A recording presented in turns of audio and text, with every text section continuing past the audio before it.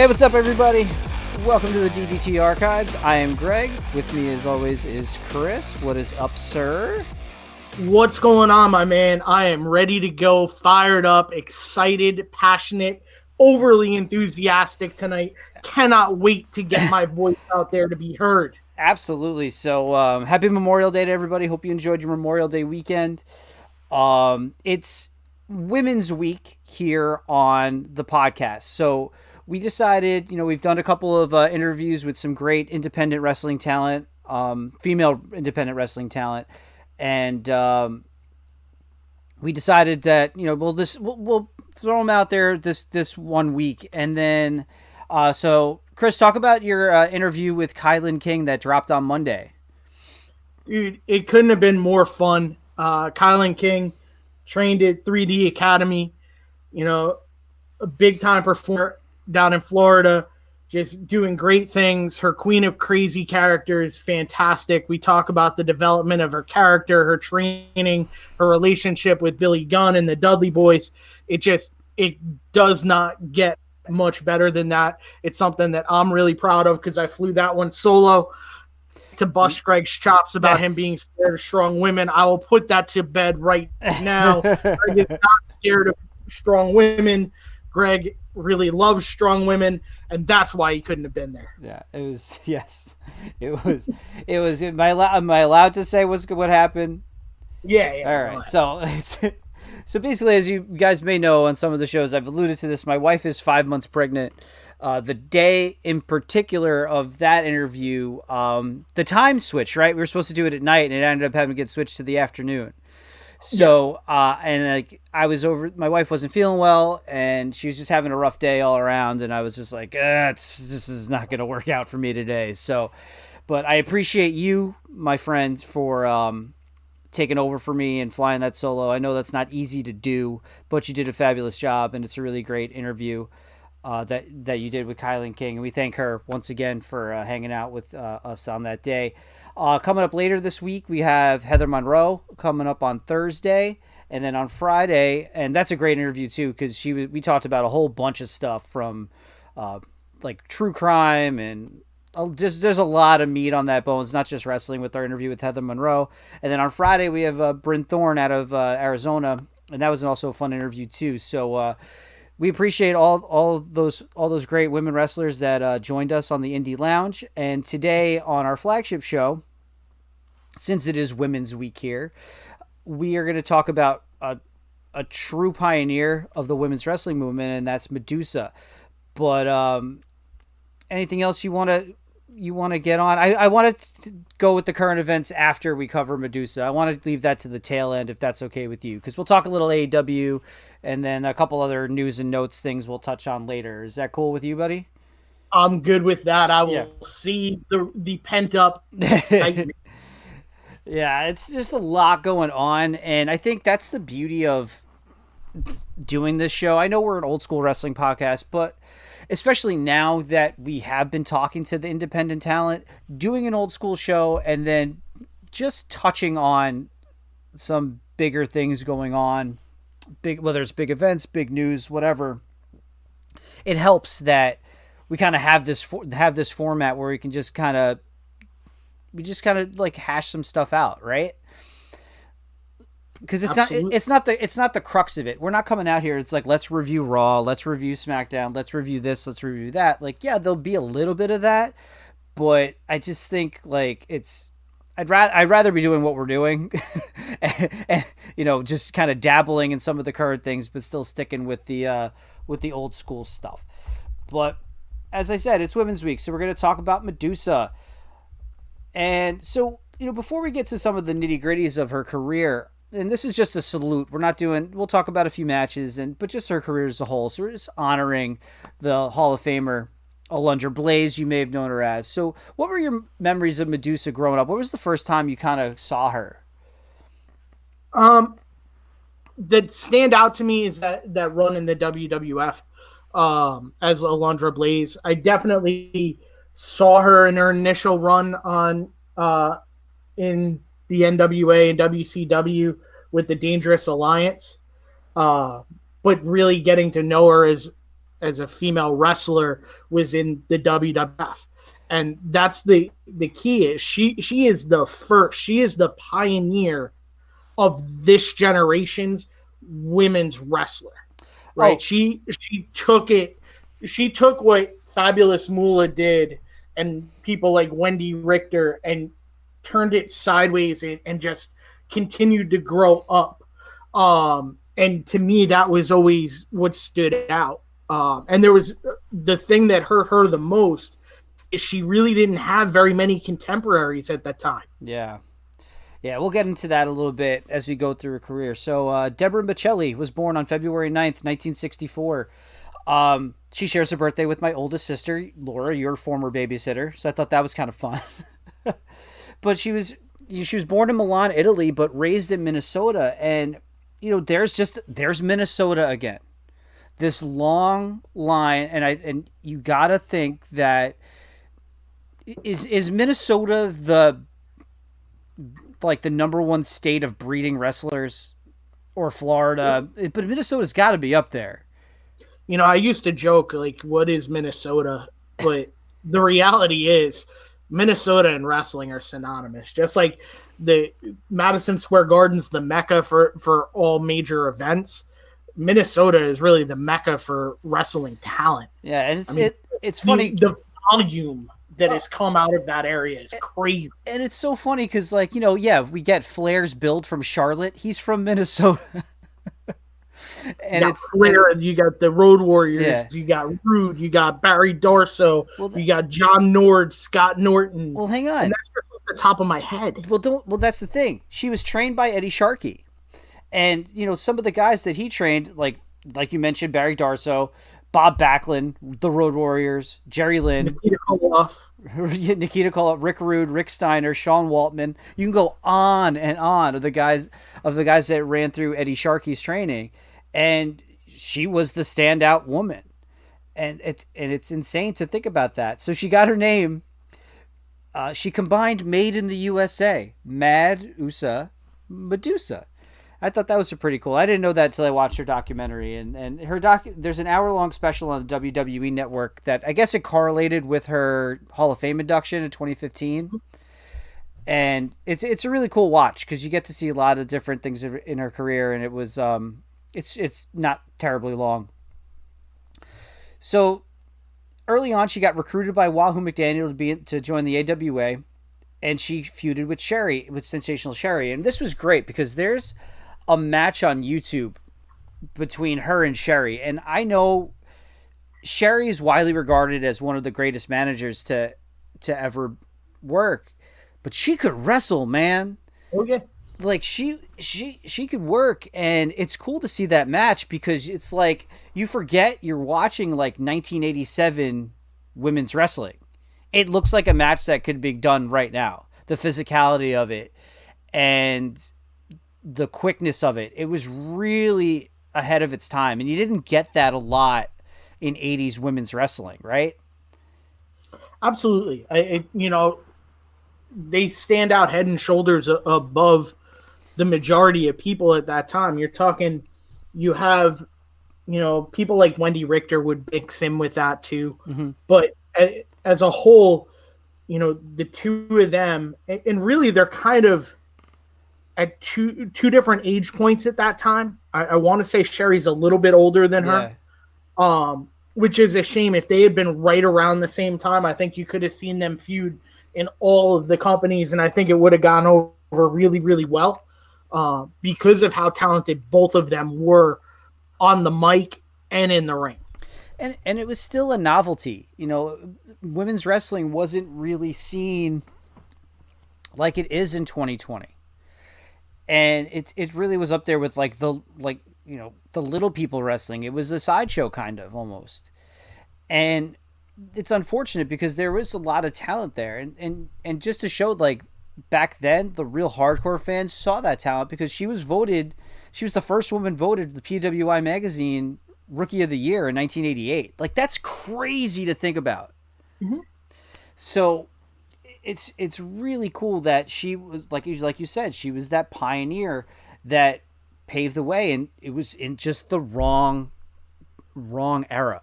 and it sucks. It really I mean, sucks. it's probably the second best match, her and Sherry on that Super Clash 2's card, to be honest. I can think of maybe one that I would put above it, but I mean, and to say that at the time with women's wrestling, it's unheard of.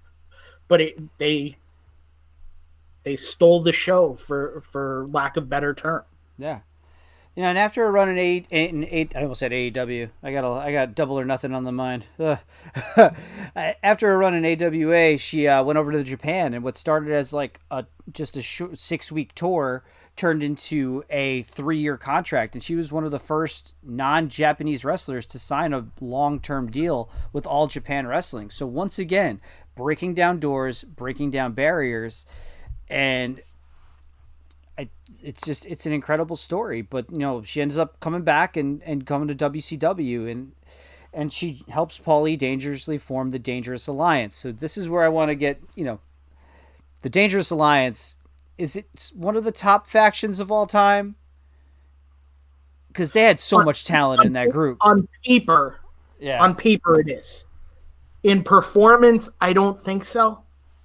But I mean, you can make an argument that she's the focal point of that faction. Like, it was a vehicle for Rick Rude, but you can argue that it got Madusa over that much more in it. But once again, it's the bad timing, because that was not the greatest era of WCW with behind the scenes.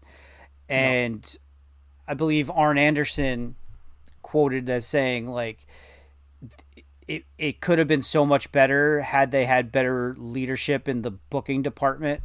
So it's unfortunate, but there's so much talent in that group. And, she ended up, that lasted for about a year, and then she got fired by Paul Heyman at Halloween Havoc, and then had a match with him at Clash of the Champions 21. So talk about high profile matches with one of the greatest managers of all time. I just think that's a funny footnote. But after that happened, then she joined WWF, and this is probably where you and myself really know her for her run in WWF. And she joined in 1993, and the women's title was dormant for a long time. Yep. And she was one of the reasons they brought it back. And there you go again. And she was also the last one to hold it when they got rid of it again in 1995.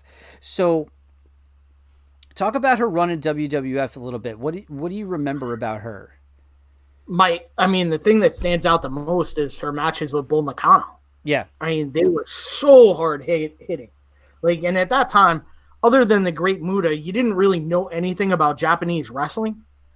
And then you're watching this woman who's scary to no end with the tall hair and crazy hair, wow. And then they are just brawling. Like, it was awesome. It was like you had the good versus evil kind of appeal to it. There was a clear baby face and a clear heel. And back in the day, that's what you needed to have. And those matches really stood out. It put her in peril where you didn't know if she was going to be able to retain the title. You weren't sure. It was fun. It was really one of the first times that I truly enjoyed women's wrestling. Before that, it really, I think the match that stands out to me the most before that was when Fabulous Moolah pretended to be the Spider and won the title. No. I think that was probably the only women's match before that Bull Nakano Alundra Blayze rivalry that I would say I remember. Looking back, the stuff with Sherry was great, but at the time, I didn't know the AWA from anything. Yeah. Yeah, no, for sure. And there's a match that I actually watched today in preparation for the show. It was Alundra Blayze versus Bull Nakano on the April 3rd edition of Monday Night Raw in 1995. April 3rd, 1995. It's on the network. It's a really good match. Like, very hard hitting, very physical, and it's that stuff that you don't see. But then you think back to that time, it's like they were like the only two women. And Yep. they had great matches, but they had there was nowhere to go.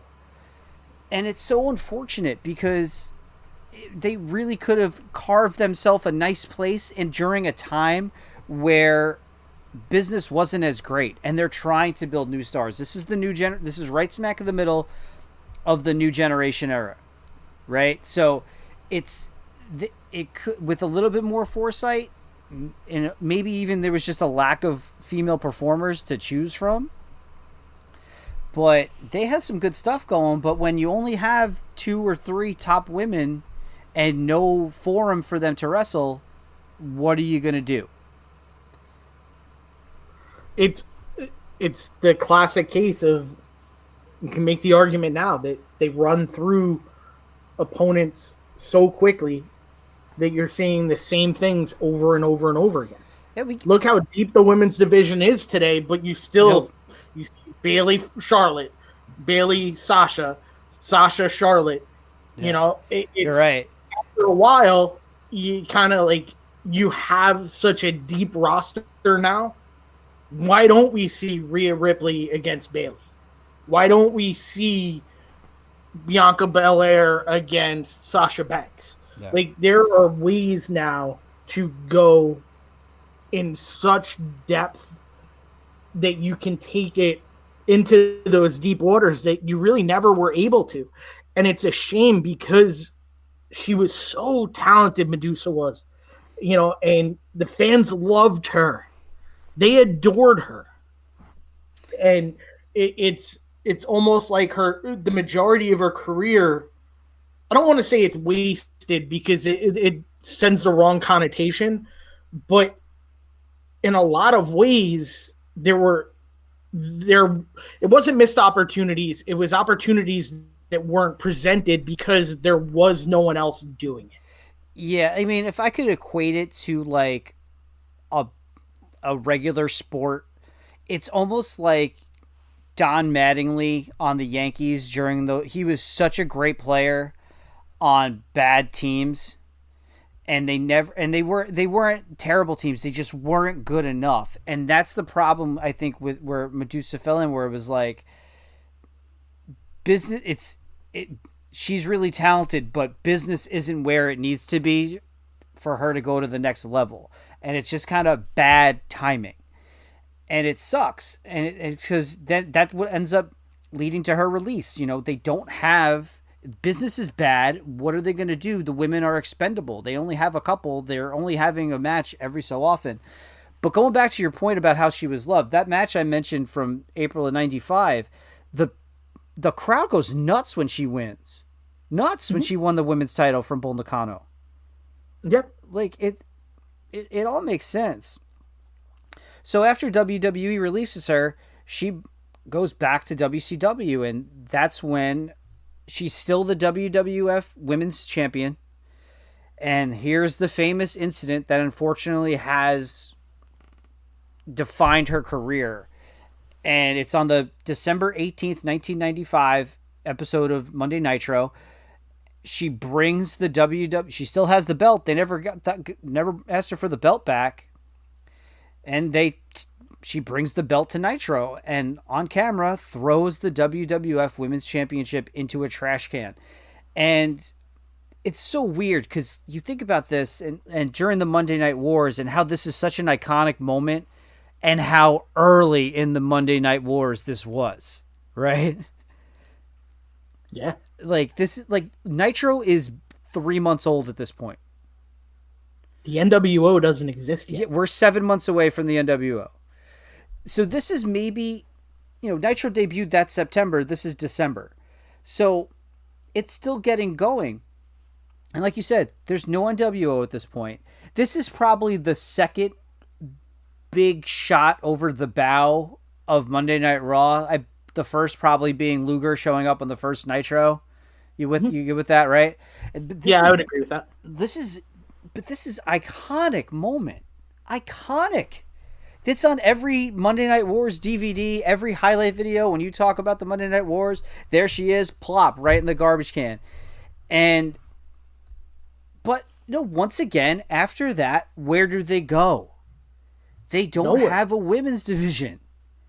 And especially when you think about it, by the time, like we just said, 6 months later, the NWO's here, and then everything's about them. And rightfully so. They changed the game. But there's nowhere to go. There's no women's division. They bring in Bull Nakano, too, there. And it just goes nowhere. So the biggest issue I've always had with it is she was talked into it. Whether you watched through the documentary or anything you've read previously, was mentioned to her. She knew it was a bad idea, but she's talked into doing it. It is an absolutely crazy move when you realize at that time, WCW does not have a single other women's wrestler on their roster. Yeah. One. And she literally just burned the bridge. She didn't burn the bridge down. She attached dynamite to the middle of it while traffic was stopped in the middle of rush hour and blew up the bridge. But you know what? Do you blame her? No, not at all. Like, that's the thing. Even watching the documentary, it's like I'm watching. Yeah, she was talked into it, but she didn't say no.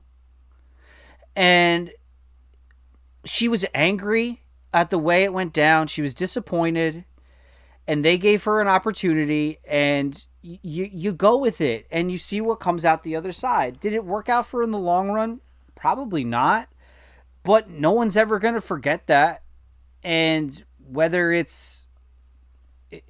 insulted people or rubbed people the wrong way, I can put myself in her shoes of being bitter. Yeah, absolutely. I mean, anytime you're fired, you're going to be bitter. Yeah. Anytime you're fired because somebody tells you they don't know what to do with you and you're the easiest cut, that obviously there's bitterness. But I mean, again, it's a crazy move. It is an iconic move. But I mean, you can argue that move is the reason she's put in the Hall of Fame so late. And that's one of the things that upsets me the most about her story is I understand the importance of Trish and Lita to the women, the development of women's wrestling again, but they weren't Alundra Blayze. Yeah. They were nowhere near, and I think they would say it themselves. They weren't Alundra Blayze in the ring. So as a professional wrestler, her contributions made her deserving of being in the Hall of Fame significantly earlier than when she went in. And the other thing too, I have, as a fan, I have more of a problem, just a fan perspective. I don't know how, disrespecting the title, all that stuff. I have more of a problem as a fan with WCW giving the results away from Monday Night Raw on their show than them doing this. Yeah, I have no issue with them throwing a title in the trash. I mean, I think it's good TV, man. It is good TV. But I also think, as the other company, I would be just as angry as Vince was, without a doubt. Oh, yeah. But I get it. It makes for great TV. Yeah. I can only speak from my fandom with my ass firmly planted on couch and not running another wrestling company where I was like, oh, that's good shit right there. But she just kind of wallows in WCW as the Monday Night Wars heat up, and she comes back in 99 and she ends up winning the Cruiserweight title, which is crazy to me. And I totally remember that vaguely. She beat Evan Courageous for the Cruiserweight title, and this would have probably meant more, but a few months before, China had already won the Intercontinental title, so it's kind of almost a retread of that with a lesser prestigious championship, so it didn't have the same impact, I believe. Yeah, it's different. I will say she's a better wrestler than Evan Courageous. That's by far. Very much winning the championship over him. But 3 count was a fun gimmick. you're right. I think coming on the heels of China winning the Intercontinental title, it does speak volumes to stealing what works. But again, I would say that's almost more believable than China over Double J. Yeah.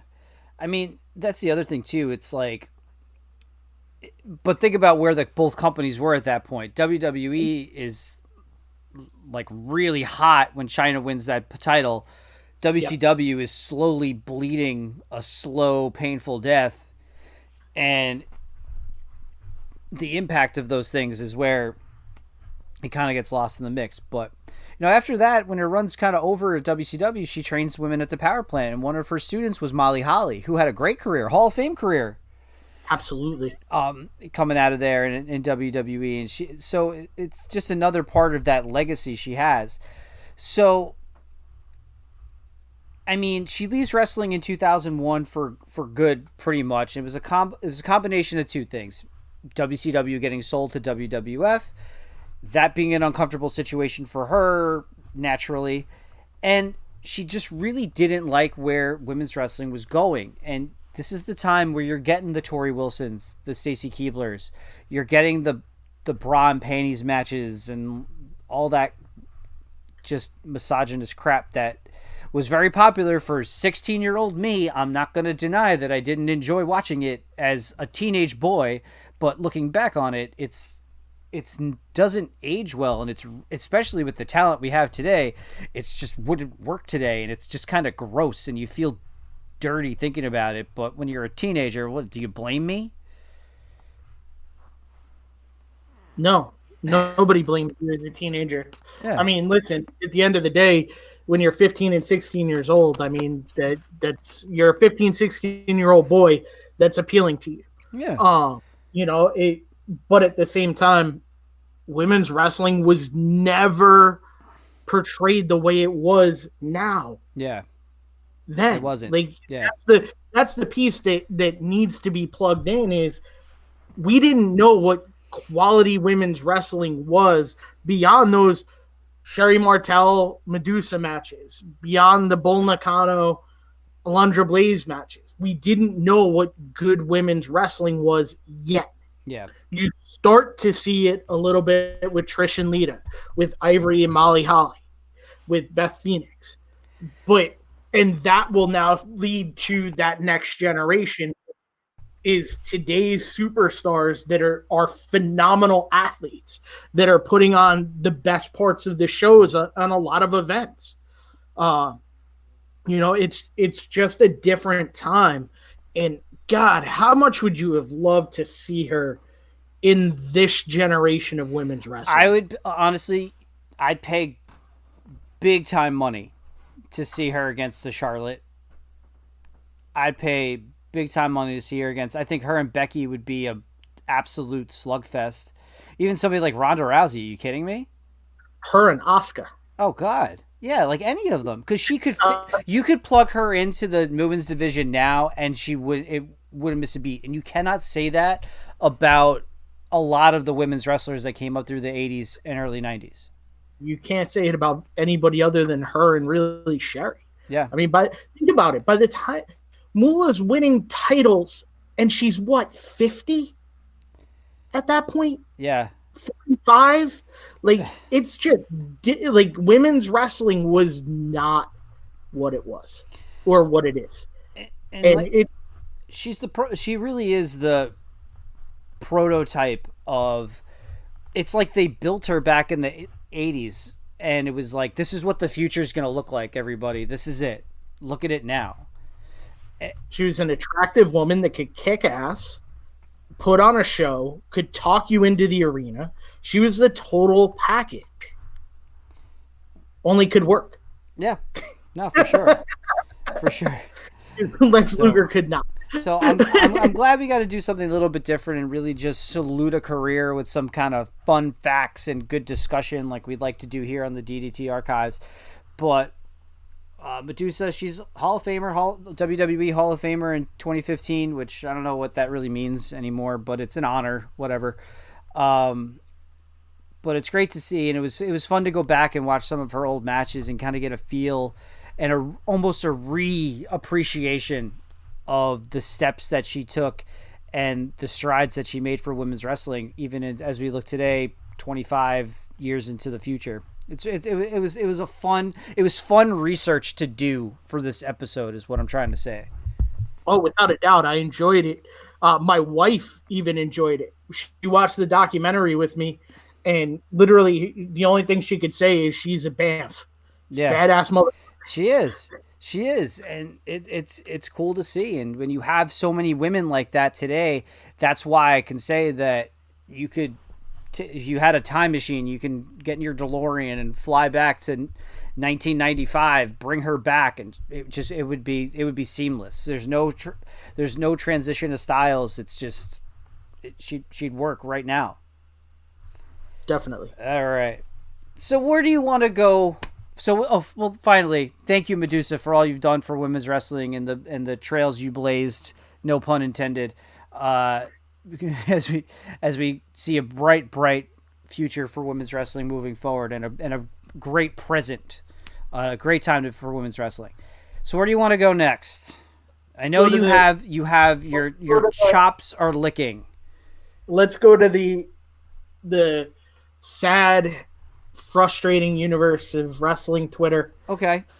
And we'll end on a bright spot with AEW. Okay.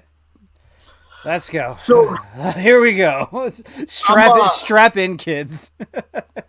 So I'm going to straight up say this. You're about to see a different side of me. I hope it doesn't change your views on me, but... Are you talking to me or our audience? Our audience. Okay. You know me. You've seen this side. You're probably going to get a different side of me in my reactions to what you're going to say. I'm not going to hold back. In light of all of the events that have gone on in wrestling this week, the most disappointing thing I could see would be someone being so ignorant. First claiming my city, my state, in his handle that will not be named. I don't care how many listeners you have. I don't care how many fans you quote unquote have. There is no room for this crap anymore. I don't want to hear that people die by suicide because they're not strong enough. That's horseshit. As someone that has dealt with anxiety and depression just about my entire life, you could ask any person that knows me. The last word they would ever use to describe me is weak. It is a sad day when wrestling Twitter can cause someone to die by suicide. And that's what happened this week. And then you have someone go after someone and talk misogynistically, talk about them as a performer, talk about them in just situations that it's frankly none of our damn business. Stay out of people's business like that. It's not needed. This community could have so much potential when you bring out the positives. We have had conversations with 25 professional wrestlers over the last 30 days. And every one of them will walk away saying the same thing about us and we will about them. They welcomed us into their homes. They have spoken with us. They have talked about personal things, about professional things. And you know what? I have nothing but the utmost respect for the men and women that form for us. They entertain us. Do I have opinions? Hell yeah, I have opinions. But the only thing you're going to hear out of my mouth for the rest of this podcasting career is positivity. Because at the end of the day, we all love wrestling or we wouldn't do it. And enough is enough. Talk about the things you love. And guess what? You're going to have a smile on your goddamn face. You're going to be happy about it. And guess what? Those 70 million listeners or whatever the hell you claim to have, it double. There's no reason to disrespect performers like Alexa Bliss. She's had how many concussions and she's still going out there and performing for you, putting her life and future on the line for us to entertain us when there is nothing else out there entertaining us. There are no new movies out. There are no professional sports going on. You have the UFC putting out some great cards, but that's it. You have professional wrestling in the UFC, and you have the goal to get out there and talk shit? Shut your goddamn mouth and take my city out of your goddamn handle, because New York people are way better than that. Bring positivity and make this community better instead of making it worse and being the reason why people talk the trash they do about wrestling fans.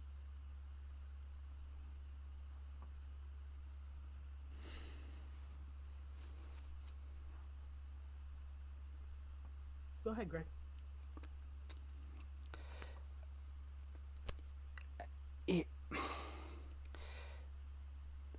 I think we can all be content creators, and I'm not naive enough to. I know wrestling podcasts are a dime a dozen. There's hundreds of thousands of them. I get that. We're just trying to do our thing here, carve our little niche, have fun while we do it. And we sit on here week after week. We'll talk about old pay-per-views. We'll talk about wrestlers. We'll talk about rivalries, and we'll have interviews with independent wrestlers. But positivity aside, you can analyze, you can critique, but there's a word that is lost in this entire thing, and that is respect. I can say I don't like something. I can say a wrestler just not clicking with me. There is such an incredible lack of respect in this community towards each other, which is disgusting, towards the performers, which is atrocious. And it's sad. It's just sad. Because you know what? You fired me up, dude. Thanks. You know what? I'm 38 years old. I'm going to be 39 in a couple months. My entire life, I've had to defend being a wrestling fan to people that made fun of me for liking it. And it wasn't until I really got to high school where it was almost cool again. And then as an adult, it's like, you still watch that? Yeah, I still fucking watch that. I do. It makes me happy. It's just like any other show. Why is it why is it so baffling to anybody that doesn't get it why I would like it? And I've had to defend my fandom for people for years. I shouldn't have to defend it to other fans. We've all been searching for this kind of community for our entire lives. And it's just filled with shit. And it's the shit content. And that's exactly what it is. It's shit content. You want to go out there and give your hot takes? Please. You want to go out there and think you're part of the show? You're not. You're sitting alone talking to a screen. You're not talking to anybody. Because that's all you're going to be is alone. Hey man, I don't care. I look at our numbers every day. Every day I get up, I look to see like, oh, what's our subscribers at? What's our downloads at? Cool, whatever. It doesn't faze me. You know why? Because we've built relationships along the way. We've built relationships with other podcasts. People like RJ. People like Cameron and Chris and Couple Marks. People like Myron and Nick over at Tapped Out. We've built relationships with these people over this great sport that we love and this great show that we love. And now we've got the pleasure of building relationships with performers. People that have become friends that we talk to off air that they're just like, oh, they thank us because we're different and kind and respectful, and we're a good conversation. So the fact that you have to like, you feel compelled to give your hot takes and then yell at people for liking stuff and disrespect the performers that are literally putting their well-being, whether they have injury history or not, they are, every time they go out, they put their well-being on the line for our entertainment. It's sickening. If you don't like it, don't watch it. If you want to be part of the show, go to a school, get trained, and do it yourself. Because until then, your opinions and your hot takes have no bearing on me whatsoever. You are a joke. You're a joke. And that's why I don't pay attention to any of that stuff. Because it's a joke. And these bullies out there, I've dealt with bullies my whole life, man. You can attest to that. I had to go through a lot of shit over the years until I kind of found my way. The best way, and then that's another thing, and this is on a lot of other people too, that we had like this snitch tagging and stuff like that. Why do you give these people the satisfaction? Why? They feed off that. But you know what? If you just kind of come look what this guy did. Okay. Why are you giving them the attention? Because you know what? The best thing I've ever learned about bullies, if you don't feed them, guess what? They starve to death. And they'll go away. And that's what we want to do. We're just let them go away. Because you know what? At the end of the day, we're still going to be here because we're doing it better than them. Maybe we don't have 70,000 subscribers to our YouTube channel. Well, okay. I don't care. I don't want it.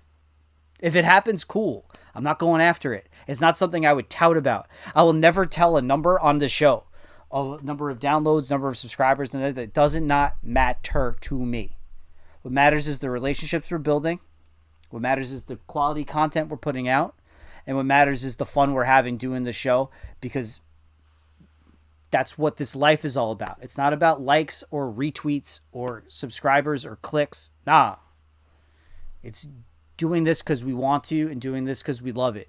I'm going to throw two anecdotals out right now. Okay. That it really shows who we are as a podcast and as people. We had a gentleman today reach out to me.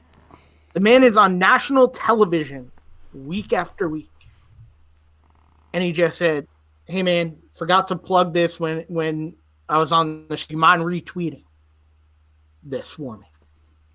And I went, bro, absolutely whatever you need. That respect that he literally in his mind was like, I need to make sure that they retweet this for us. And there is no hesitation. Another one. Yeah, and you hit me up about it too. Yeah. And I did it. And it's like, but that right there, that's like, that goes beyond anything. It's just, I'll go a step further. That's someone that doesn't follow me. Yep, or me. And it means he saved my DMs. Yeah. That he was going to message me. He saved my DM. What does that tell you about us? That guy's been on 15 podcasts in the last 15 days.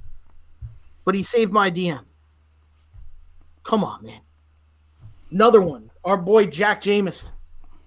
I can't put him over enough. That man helps us out day in and day out, giving us advice. And his advice about making our show different is what has led us to having the content that we have had. To giving people the opportunity to be on our show and walk away going, those guys are fun. I hope they come out to our shows. Have we had a guest that wasn't like, hey, I hope you'll come out to our shows? No. They all say. Yeah. And you know what? Not only are we going to go to their shows, when the show's over, if they got time, we're going to take them to dinner because they did us a solid. And we want to support them. And, yeah, we are. And I'd rather someone than buy 27,000 t-shirts that I can never wear. Let's be real. But, at the end of the day, people like Jack, who literally sent me messages today of some of the cyberbullying this dude deals with. And it's embarrassing. This is a guy that's building his own company, Peak of Wrestling. And if you don't follow it on Twitter, follow it on Instagram, follow it on Facebook, because it's up and coming and it will be great, because that man has the work ethic that he will not fail. On top of that, we're talking about mental health. The dude's first show, when everybody else is worried, would be making all proceeds beyond paying the talent are going to go to COPA Health and the American Cancer Society. For those of you that don't know what COPA Health is, it's an Arizona-based organization that aids in coping with anxiety, depression, bipolarism. There is no one better in this business than that man. And there are other companies that do that stuff all the time that people don't talk about because we spend too much damn time focusing on negativity instead of positivity. This could be a great place. We see it every day. We've literally done interview after interview after interview. We haven't had a night where it was just like, oh, we're not worrying about wrestling. There hasn't been a night that I haven't talked to Greg in 3 months at this point. Now, he's my best friend since we were 5. We always talk, but never like this. Nope. We're excited for what we're doing. We're excited about when we're releasing things. You know, we have people hitting us up. Hey, when's the show going to release? Not because they're like, damn it, why hasn't it released? They're excited to listen back. Yeah. Because they get lost in the conversation the same way we do. This place can be a really good place. And there's enough listeners out there for all of us to get their fill. But if you're worried about being Howard Stern and Opie and Anthony in 2020, you're going to go out of business real quick, man. There's no room for that anymore. Even Howard changed his gimmick, man.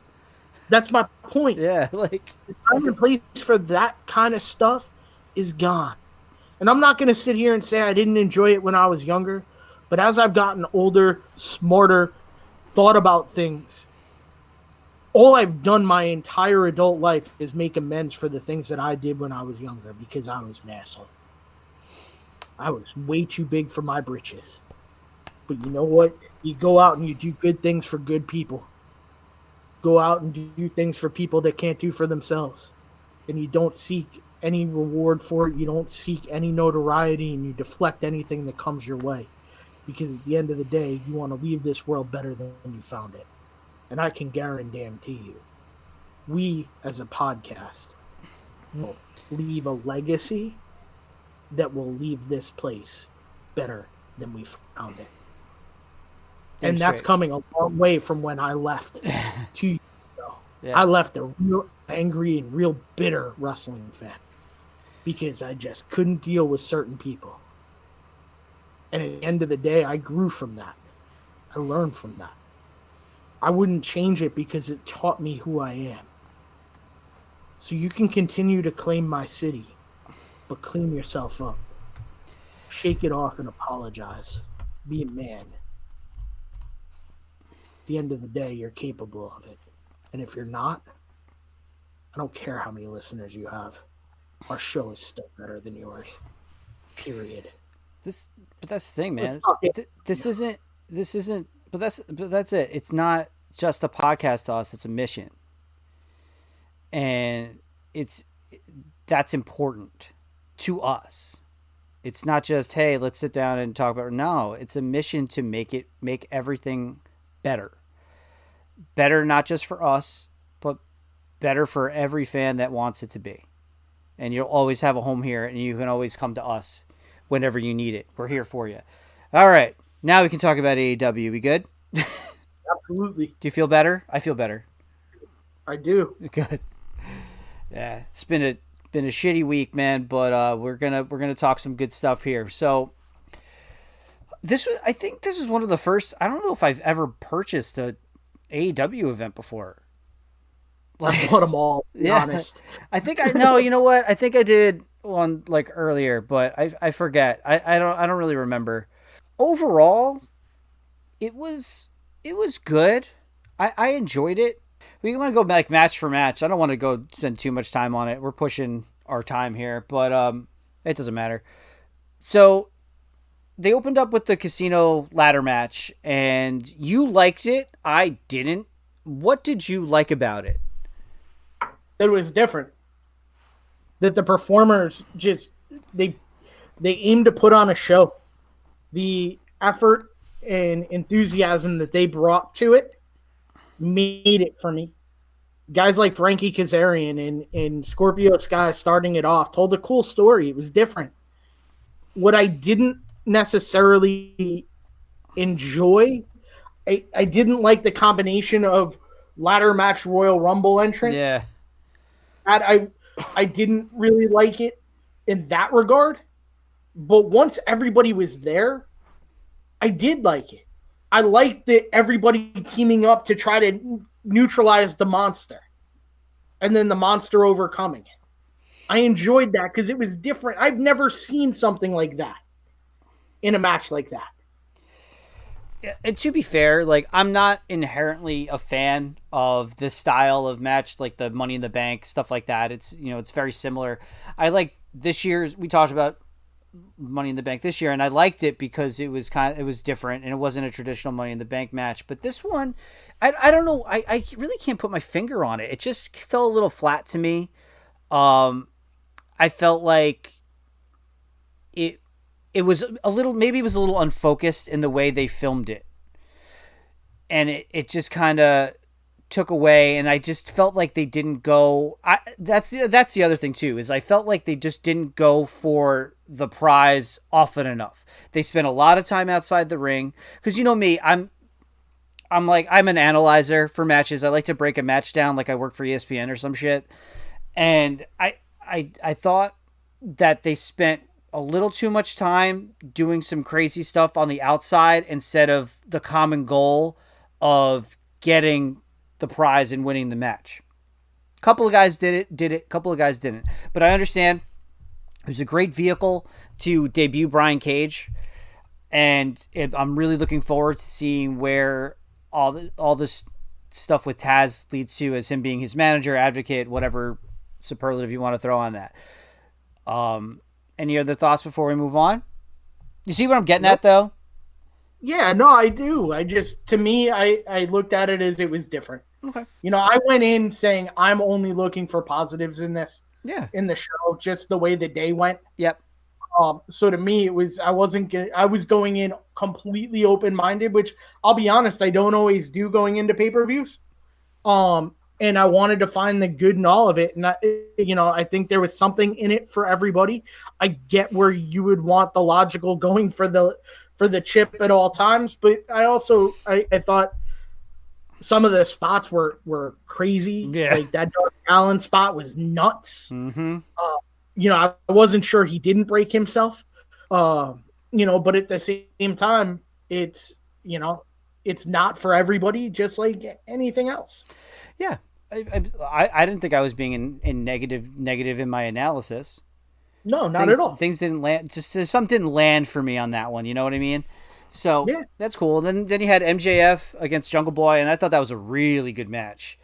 That is the future of professional wrestling, folks, and it was really good. Yeah. They are both super talented. MJF he gets better and better every time out, and like it's crazy. His character is perfect. Like he is that character.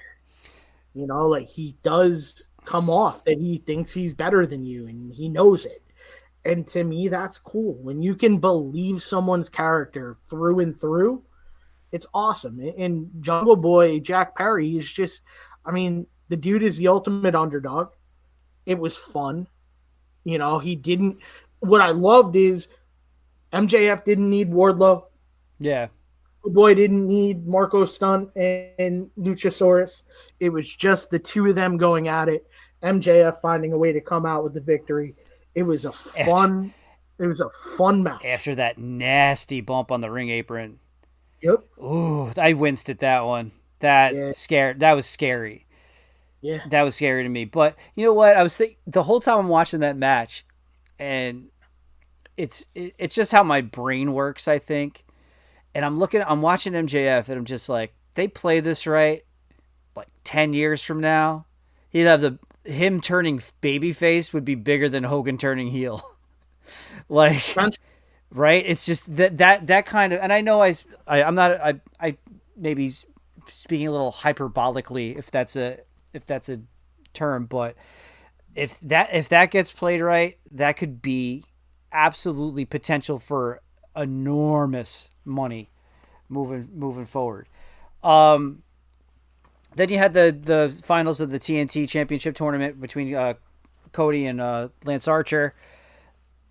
Cody, for my money, is, when you look at all around performers, is one of the best in the game for me, because he can do everything. He does everything well, and he showed that in that. Like, honestly, I'm not going to dog the belt. I know it's not finished. So I'm not going to, like, I know there's way too many people like were shitting on that belt. It's like, come on, man. Like, what are we talking about here? like how are you supposed to make a beautiful belt in time of quarantine? But I thought that was a really good match. Archer's just a beast. And, I thought just Arn Anderson carrying the Andy Reid diner menu playbook around was hilarious to me. Those things actually exist. Like, I carry one on the sidelines all the time. I know they really exist. I had never seen one in a wrestling match before. So it made me laugh. But I mean, it was a really good match between these two guys, and Cody just keeps getting better and better. And when you put him up against the right opponents, which I thought Lance Archer was, he shines. He really shines. Lance Archer has come so far. I was watching an old TNA pay-per-view last night. I want to say it was 2005's Lockdown. It's the night Chris Candido got injured. And he was teaming with Lance Archer. And Archer was good then. Dude's great now. Yeah. Like, he is a believable monster. There's a lot of people getting on that all the good guys won. It's fine. So I don't think losing to Cody Rhodes is anything you shake your head at. I think he'll come back stronger and with a bigger target now. So I have no issue with Cody winning. I thought the match was great. They're both super talented individuals, and you can see why the company's investing in them so highly. Oh, for sure. And then we had you had Dustin against Shawn Spears, which was a quickie. You had the other women's match, which off the top of my head, I didn't even write it down. I think I was playing video games at this point. It was Chris Statlander and Penelope Ford. Yeah, I had it on my iPad, and I was playing video games because I felt like it. And then you had the women's title match, which I thought was pretty good. It was great. Yeah, it was really good. And so that was fun. And then you got to the double main event. And, excuse me. So Dean Ambrose. I can't do it. I can't do it to Jon Moxley. I have such like this Freudian slips, right? It's hard. I feel bad. What was that? I'm just laughing at your inability to call him Jon Moxley. I can't. It's such a Freudian slip. You're going to call him Harper too? No, that was Mr. Brody Lee. Yeah. You know what's cool about this match though, and it kind of hit like an epiphany with me, was that this match felt like a main event. It felt like a big fight match from start to finish. And it was really great. Strong match. But then it hit me. And are you ready? Because I'm going to be critical of WWE right now. Shocking, right? Go okay. I'm going to be a little bit critical. And this isn't a knock on anybody. This is almost a backhanded compliment in some ways. I think that one of the issues I have with WWE right now in 2020 is this missing element where they treat every match like it's the main event to a point. And that's just not possible. And it's almost like, and you're a football guy, I'm a football guy. It's like that old cliche when they used to, like, we got those college football teams like, oh, we have 2 starting quarterbacks. Well, you have 2 starting quarterbacks, that means you have none. And if you have 9 main events, that means you don't have any. And I would like to see moving forward with the WWE product is to have that back where the main event feels like a main event. Because this match felt like that, and I know it didn't go on last, but it still had that main event fight feel to it, and it made it that much better. Your thoughts? Definitely. I thought the match was billed well, considering it was a short build. Mm-hmm. I thought the story of him stealing the title was great.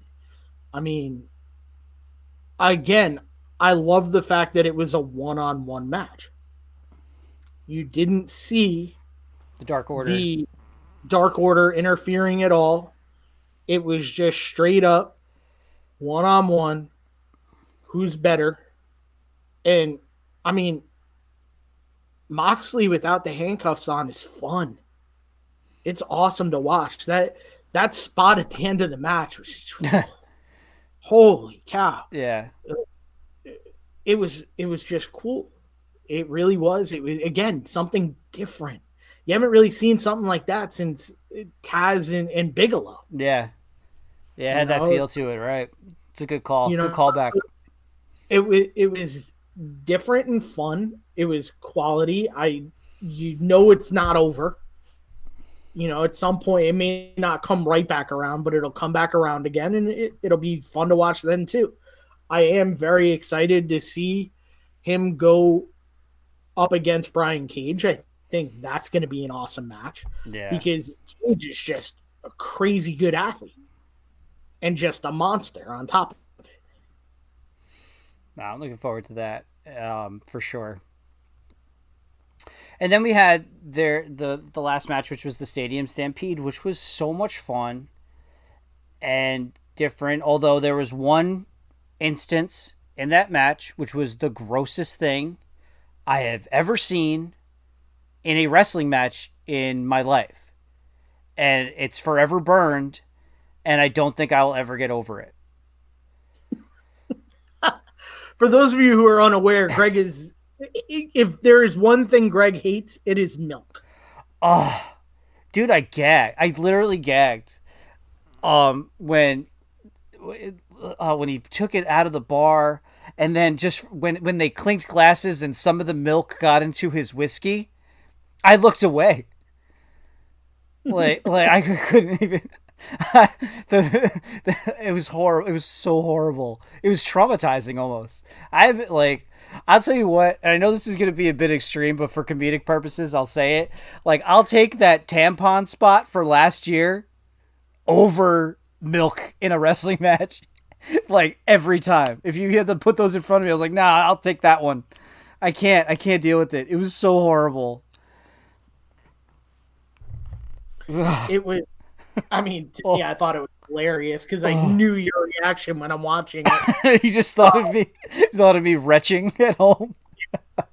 The whole thing with the Stampede match, the spoilers were out there, and I refused to look at them. I didn't see any. I was pretty good on Saturday, not seeing anything. Not look at any of them, and because I didn't look, I so much enjoyed it. It was filmed perfectly. That match could not have gone on live. No. There would be too much dead time going from one place to another to another. A football stadium, for those of you who have not been in the bowels of a football stadium, it is a really, really big place. As someone that has been through MetLife Stadium, from locker rooms to everything, you cannot possibly have done it live. But they did it in such an entertaining way. I'll tell you what, who I didn't expect the humor out of. And I don't know why. I didn't see it coming from Santana and Ortiz because they're those tough New York guys. Like, they're going to do damage. And they were hysterical. Locking Santana in the freezer and taping Ortiz to a chair. Just, it got me. Yeah. It's someone who, up until probably a month ago, wasn't a huge fan of comedy wrestling. I have grown to adore it. It is fun. It is exciting. It is different. And I'll tell you what, and it was a very different match than and it's hard not to compare them just because it's this coronavirus era that we're in. So we don't have much to go on. So we kind of have to, mirror things. And I'll tell you what, if you enjoyed that Stadium Stampede match, but you shit on the Money in the Bank ladder match because it was too corny, you're a fraud. Because there were some absurd elements in that match. Like, Adam Page is out there on a horse, for crying out loud. Like, I mean, come on. And then forget the Matt Hardy facts, the Matt facts. Like, I lost it. Oh, incredible. That was incredible. It was so good. And then it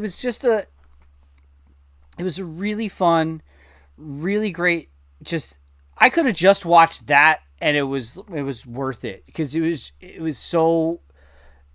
it brought joy to an otherwise dreary day. And that's what this is all about, right? You want to be entertained, you want to be happy. Overall, I thought it was a good show. To me, a few holes, but nothing major. It was strong, and I watched the. It's hard for me to watch a lot of wrestling. I don't watch wrestling religiously now. I'll admit that because we've been really busy. And we do a lot of these interviews that we've been doing during the shows that are on TV. So it's hard for me to watch. Including tonight, yeah. And it's like... I watch bits and pieces as much as I can just to kind of keep myself going. So when a big event does come up, I can sit down for 3 hours uninterrupted and watch an AEW pay-per-view and know what's going on, even though maybe I haven't watched every single second of Dynamite. So...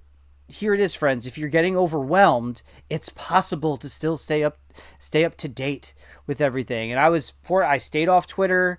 I didn't go online. I don't live tweet shit because you want to know why I don't live tweet shit, man? Do you know why? Because you can't watch it if you're live tweeting. That's part of it too, but it's also because I have this platform. Why am I going to tweet my takes or my thoughts on everything and then expect people to listen to me talk about it on here? You already heard what I had to say. Was it your opinion's going to change? But yeah, that's the other major thing too. If I'm on my phone or whatever, I'm not paying attention to the show, and that doesn't work for me. So, but overall, it was cool. I'm glad we got to talk about it too because I did like it, and it was fun, and it was a good night of wrestling, and I got to see some crazy shit that I'd never seen before, which is always a good time, considering how much we've seen over the years. So. I actually think it was a better show than you give it credit for. I thought it was a great show. The one piece we didn't talk about, Hikaru Shida is phenomenal. She is so good. I would really enjoy, and I'm sure there's 1,000 of them from Japan. I would love to see a Riho Hikaru Shida match. I think it would be awesome. When Britt Baker is healthy again, I will enjoy that. Yeah. I think it'll be very, very exciting in that women's division as continue to progress. Another thing, and listen, people are going to call me a mark for this, and you know what? I was told once that if you're called a mark, it's a compliment, and I'm going to take it as. So I enjoyed the show.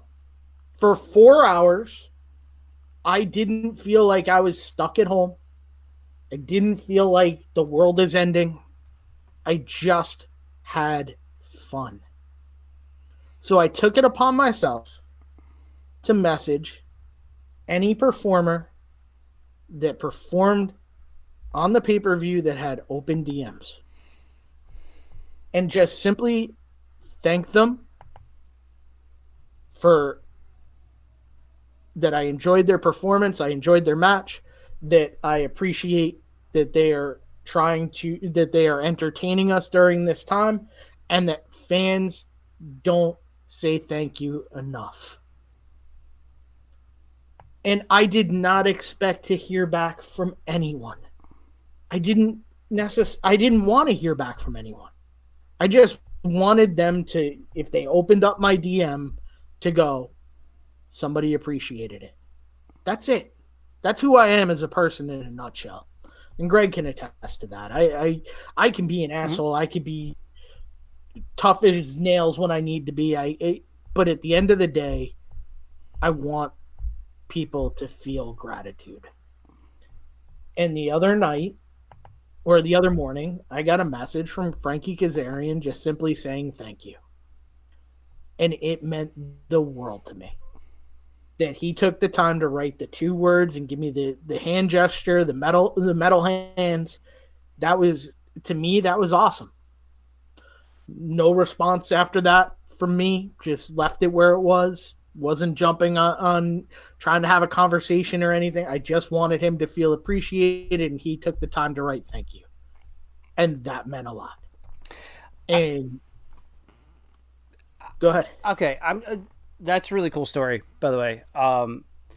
But okay, you said that I'm maybe not giving the show enough credit as you thought I should have, which is fine. But I will pay it this compliment, and this is probably the best compliment I can give to something like that I don't watch all the time. It made me want to watch more. And if that's what I got out of it, then that show was successful in my eyes, because it made me want to kind of invest a little bit more of my time into watching AEW than I've been giving it. If that makes any sense. It does. It does. Absolutely. I mean, it's something that, like, it's funny because I didn't hate. I hope it didn't come across that I didn't like it. I thought it was good. It didn't come off that you didn't like it. It came across that you thought it was good. Yeah. I thought it was better than good. That's okay. all. Like, not criticizing you. But again, I'm invested in it. Like, when we record on Wednesday nights, and we have recorded every Wednesday for the last 4 weeks or so, Greg will watch AEW in the background. I don't. I wait till we're done recording, and at 11 o'clock, I'll turn it on, and I'll watch it. And I think I did that like once. I'll fast forward some things. If I don't like something, I just fast forward through it. It doesn't mean it's not for somebody. It just may not jump at me. Yeah. But at the end of the day, I was fully invested in the storylines. Like, I'm curious to tune in Wednesday to hear the update on Britt Baker, because I think she's super talented. And it sucks that she got hurt. I just want to enjoy wrestling. Yeah, I enjoyed it. Help me enjoy everything, in this tough time, because, again, we're in the epicenter of it. In the States, we're in the epicenter. We don't... There isn't an end in sight right now. You don't have to tell me, man. I just found out I'm going to be out of work another month. So, as for as a podcast, it's great. As your best friend, it sucks. Yeah, it sucks. Like, it's not like and that's the worst part. The worst part is not knowing, because it's all like maybe this, maybe that, not really sure. And it's like if I had an answer, that would be really cool. Like, whether it was one way or another, hey, you're coming back this day, oh, you're not coming back till whenever.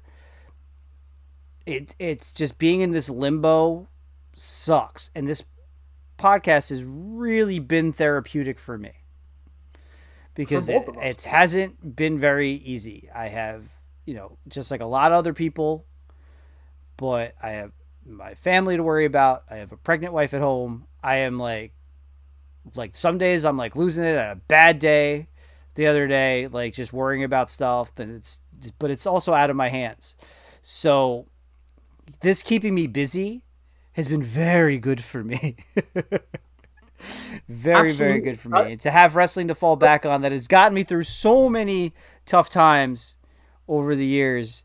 to still have that to fall back on now, because like you said, I'm always going to be there for wrestling now as a content creator or whatever you want to call us, because wrestling's always been there for me. And I owe the performers. They don't owe me. I owe. Speaking of performers, I do have another piece of good news. I don't know if you caught it. Our boy Jackson Stone won his title this weekend. Oh, fantastic. Congratulations. So this is how good this dude is. So we had a great show with him. And if you have not heard it, you need to go back and listen to it. He is one of the more inspirational people I've ever spoken to. But I sent him a message last week maybe, and just said, hey, when I had interviewed for a football job, and I told him, I go, I wasn't going to, because I was scared that my last job didn't end the way I would have liked it to. And I was scared, and, I was down, but just our conversation with him kind of inspired me to say, you know what? I can do everything I love all at once. Like, I can do this. Let me interview. And I got a call back the next day saying I was a finalist. So I messaged Jackson and said, thank you. Hey, by the way, you inspired me to do this, and this is what's going on. And he couldn't have been more excited. He's like, his relentless enthusiasm towards life is contagious and infectious. And so I sent him a message on Sunday and just said, hey man, saw that you won the title. Congratulations. Real excited for you. Really great things ahead for you. And his response was, thanks. What's going on with that coaching job? And it was just like, not about me. It's like, how are you? Again, somebody that doesn't follow me, doesn't, I don't over interact with him. I just, and that he came back. Like, when we talk about building relationships, that's what this is all about. And I hope that if there's one takeaway from today, it's, two. One, we love women's wrestling and want to see it thrive. And two, we really want to leave this place better than we found it. And we're going to. Absolutely. So, speaking of which, to say today. So once again, we just want to go out and follow Peak of Wrestling, our boy Jack Jameson's wrestling company there, and their show that's coming up is going to be, once again, all proceeds are going to go to Copa Health and the American Cancer Society. So thank you for that, and we're here to support him and whatever he needs from us. And right now, all we can really do is plug that show away. So please go check that out. It's Peak of Wrestling on Twitter. Coming up this week, once again, please go and check out Chris's interview with Kylan King. That was great. We got Heather Monroe coming up on Thursday and Bryn Thorne coming up on Friday to wrap up Women's Week here. Really excited about that. And so what are we doing? So let's plug our next flagship show. What are we doing next? We're doing Sting Muta, right? Yeah, man. Yeah, Sting Muta. Really looking forward to the rivalry of the great rivalry of Sting and the Great Muta. And then after that, we'll be doing King of the Ring 1994 to kind of celebrate June as King of the Ring month. What? Time out. Oh, yeah. You're right. Yeah. King of the Ring. And the week after is the one I'm excited about. That is our Russian week. Oh, yeah. Where we release 2 interviews of 2 different independent wrestlers from Russia that we will not, we'll wait on announcing who they are. If you follow us on Twitter, you'd know, but all the more reason to follow us on Twitter. But we're going to talk about Russian heels. And if you know anything about me, you know that show will be fun because of my rivalry with Nikolai Volkov. Yeah, I can't wait to tell that story again on the show.